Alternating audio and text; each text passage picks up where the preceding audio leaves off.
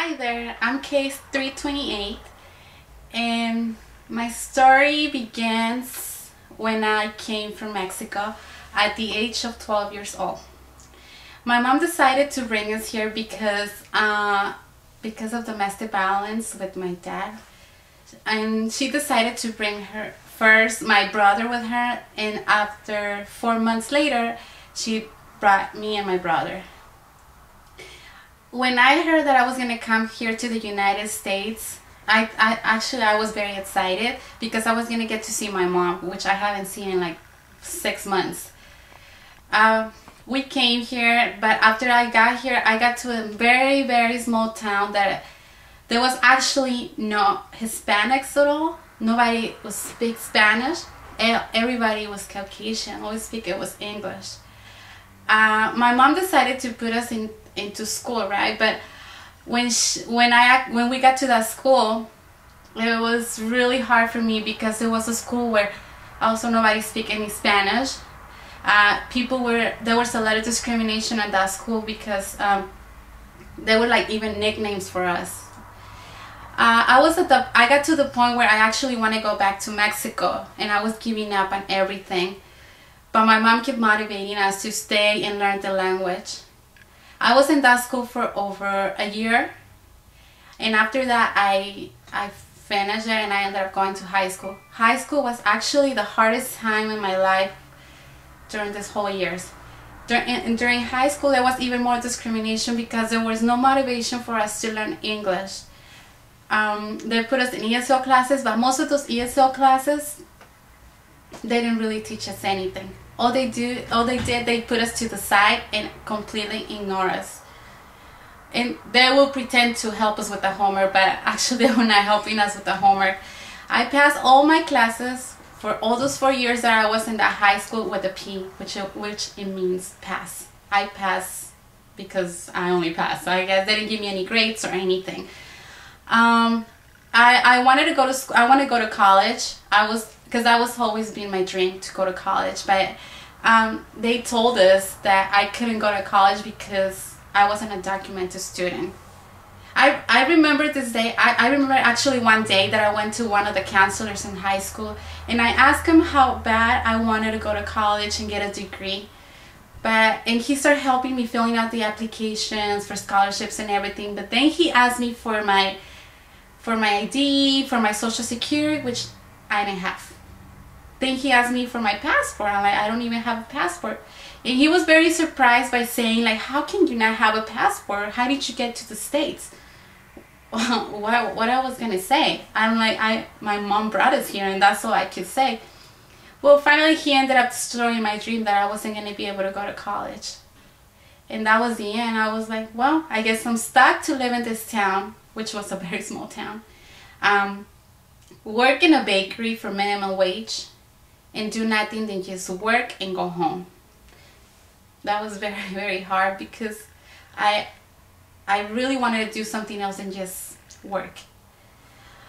Finally, a lot of things happened during that time.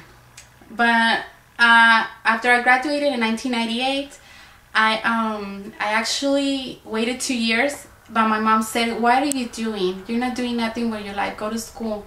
So she actually pushed me to move to Los Angeles and move out from my house to actually continue with my education. I decided to go to school and continue with my education. That's when I went to Santa Monica College. I moved over here. I went to Santa Monica College. I got in. I got a lot of support in there from the Latino Center. There was more support than anything than when I was in high school. Nothing was impossible there. I had a really nice counselor, Maria Martinez, which I owe her a lot.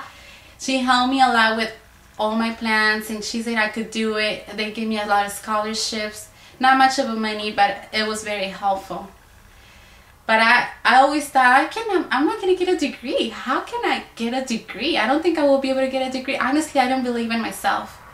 I don't believe in myself. And for me, it was like impossible to get a degree, which also was very expensive. I didn't have no financial aid. As I continue working in Santa Monica College, my English improved, because that's when I actually improved with my English. I got educated with my writing and my speaking. because when I was in high school, they didn't really teach us anything. As I continued my education, it got to the point where I finally got to the point where I was filling my application to transfer out to all these different universities. I applied to the 3 different universities, which was Cal State Long Beach, Cal Poly San Luis Obispo, and Cal State Northridge. I got into all 3, which I was really, really happy. I mean, I still have the letter.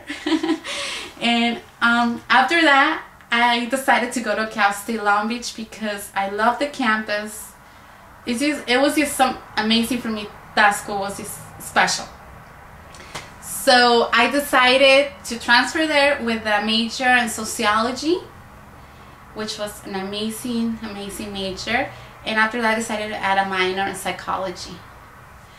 So I continued there. I got involved in a group called FUEL. FUEL is an organization that helps undocumented students with support, lots and lots of support, because honestly, that's all you need, support and understanding when you're in this situation. They helped me a lot with a lot of support because I felt that I wasn't the only one doing this. There was tons of other people doing this. My mom paid for all my education. My mom, the way she paid for my education is by her selling food. She started selling food and saving the money, and every semester she will pay for my education. It was really hard for her to pay for this education, which is a lot of money, in my books too. I also work a full-time job. It was like 30-something hours a week. So really, I didn't really have time for so much because I had to work and then study. As it is right now, I graduated in last year, which was not a year already. It's 2008. I graduated in 2008. It was, oh my God, it was like the most amazing thing, the most amazing thing ever I ever experienced. I saw my parents, how proud of me were. They were really, really proud. I never seen my mom so proud of me like the day of my graduation. Well, now after I graduated, it's been almost 2 years. 2 years since I graduated. I cannot work in what I study, which is really, it's really hard for me, and it's also in a bit sad because I feel frustrated because I put so much effort into something and now I cannot really do nothing because of being undocumented. I actually started to do my own business. I actually started doing my own thing. And I work in flea markets selling beauty products and stuff. So in a way that kind of has to do with sociology and psychology, convincing people to buy. So I guess that kind of helps. But my dream and my goal is to actually work in what I study. And I'm planning to apply to a master's program. I'm thinking in either doing Master's of Social Work or International Relations. And hopefully I can pursue that dream because it's another part of my dream. But right now I have to do what I have to do to support myself. And just because I'm an undocumented student, I'm not going to stop following my dreams.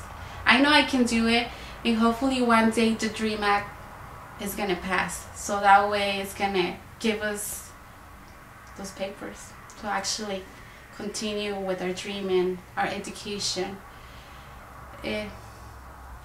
That's really all I can say. It hasn't been easy, but I'm not gonna give up.